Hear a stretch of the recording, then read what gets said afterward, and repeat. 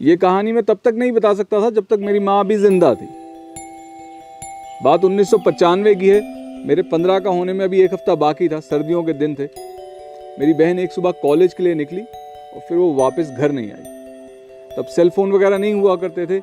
जब हमने कॉलेज जाके पता किया तो पता चला कि वो वहाँ पहुँची ही नहीं थी। अब घर में काफ़ी बवाल मचा। मैं दीदी के कमरे में उसकी टेलीफोन डायरी खोजने गया कि उसकी सहेलियों को फ़ोन करता हूँ, तो वहाँ ड्रेसिंग टेबल पे वो एक माँ के नाम चिट्ठी छोड़ गई थी कि आई एम सॉरी, मैं आपकी अपेक्षाओं पे खरी नहीं उतरी।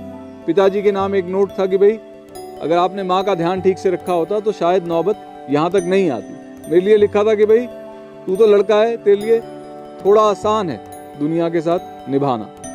और अंत में यही लिखा था कि भाई मेरी मौत के लिए किसी और को जिम्मेदार ना ठहराया जाए। अब जब से मैंने होश संभाला था, घर के हालात मैंने यही देखे थे कि भाई घर में बहुत कलेश रहता था और मेरी माँ जो है मेरी बहन पे इमोशनली पूरी तरह से निर्भर थी। अपनी खुशियों के लिए नहीं, क्योंकि खुश रहना तो ईमानदारी से देखिए कितने लोगों को आता है, पर अपने दुख बांटने के लिए। पर दुख बांटना एक अलग बात होती है और अपने दुखों का घड़ा किसी के सर पे उड़ेल देना एक अलग बात है।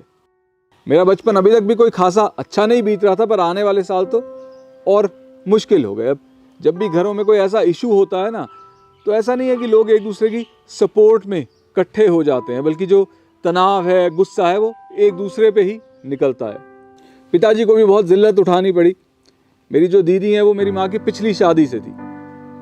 तो पुलिस वालों ने मुझे साइड में ले जाके पूछा कि भाई ऐसा तो नहीं है कि पिताजी और बहन में कुछ उल्टी सीधी बात हुई थी, क्योंकि देखिए यहाँ तो सगे बाप बेटियों को नहीं छोड़ते। इस बारे में कोई बात नहीं करता, वो बात अलग है, क्योंकि कोई लड़की बोले भी तो सुनने वाला कौन है। खैर हमारे घर में ऐसा था नहीं कुछ। दीदी की समस्या तो माँ से थी, पर ना तो वो चिट्ठी में माँ का नाम लगा के गई और ना माँ ने ही कभी अपनी गलती मानी। अखबार में, टीवी में रोज ऐड आती रही, पुलिस भी अपना काम करती रही।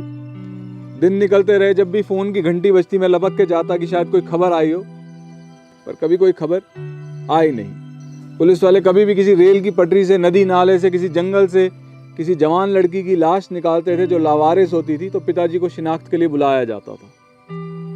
वो समय से पहले बूढ़े हो गए। शायद उन्हें यह भी लगता था कि वो बहन को बचा नहीं पाए। माँ को भली भांति पता था कि दीदी घर से क्यों गई, पर फिर भी वो जिंदगी भर दीदी को ही ब्लेम करती रही। मेरी दीदी को मेरी माँ ने गिल्टी फील करा करा के कन्विंस कर रखा था कि भाई तेरा जन्म मेरी इमोशनल नीड्स पूरी करने के लिए हुआ है। हमारे देश में तो होता है ना ये कि भाई पाल पोस के तुम्हें बड़ा किया, तुम इंजीनियरिंग नहीं करोगे, तुम्हें पाल पोस के बड़ा किया, तुम शादी नहीं करोगे, बच्चे नहीं पैदा करोगे। गिल्ट की डोर से हमें कठपुतलियों की तरह नचाया जाता है। अब बात सिर्फ गिल्ट की हो तो कल को हिम्मत करके कोई इन डोरियों को काट करके आजाद हो सकता है, पर हम खुद भी तो अपने लिए एक मुसीबत पैदा कर लेते हैं ना। मैं उस पे आऊं उससे पहले मैं आपको एक और बात साफ कर देना चाहूंगा। मैं ये इतनी निजी बात सार्वजनिक इसलिए कर रहा हूं क्योंकि जो ऐसी बड़ी बड़ी मुसीबतें होती है ना, ये लगभग हर किसी के साथ किसी ना किसी रंग रूप में होती ही हैं, पर फिर भी हम सब इन पे पर्दे डालते हैं, क्योंकि जो एक सामान्य की छवि बनी हुई है ना, जो नॉर्मल की परसेप्शन है, उसमें इन बातों के लिए कोई जगह नहीं है। पर जब तक हम इन बातों को छुपाते रहेंगे, हम इस नॉर्मल की नकली छवि को और पुख्ता करते रहेंगे।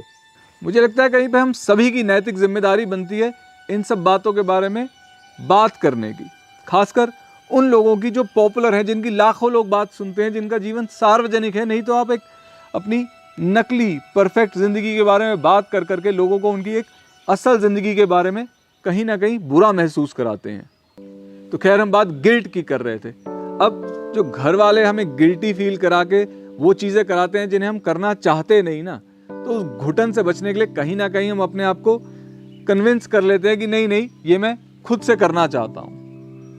तो जो हमारे पे थोपा हुआ गिल्ट है और ये जो हम अपने आप को धोखा देते हैं, इसके चलते हम अपने आप को इतना उलझा लेते हैं कि हालात बहुत ज़्यादा खराब होने के बावजूद हम उनसे फिर निकल नहीं पाते। देखिए मैं आपसे वही बातें शेयर करता हूँ जो मुझे लगता है कि काश समय रहते किसी ने मुझसे शेयर करी होती। तो हो सकता है आप वो माँ हो जो अनजाने में अपनी बेटी की ज़िंदगी का गला घोट रही हो सकता है आप वो भाई हो जो अपने आप में इतना मस्त है कि उसे अपनी बहन का दुख नहीं दिखा, या हो सकता है आप वो बहन हो जिसे शायद आज ये सुनने की ज़रूरत है और आप अपनी ज़िंदगी ख़त्म करने के बजाय ज़िंदगी बदलने का प्रयास करें।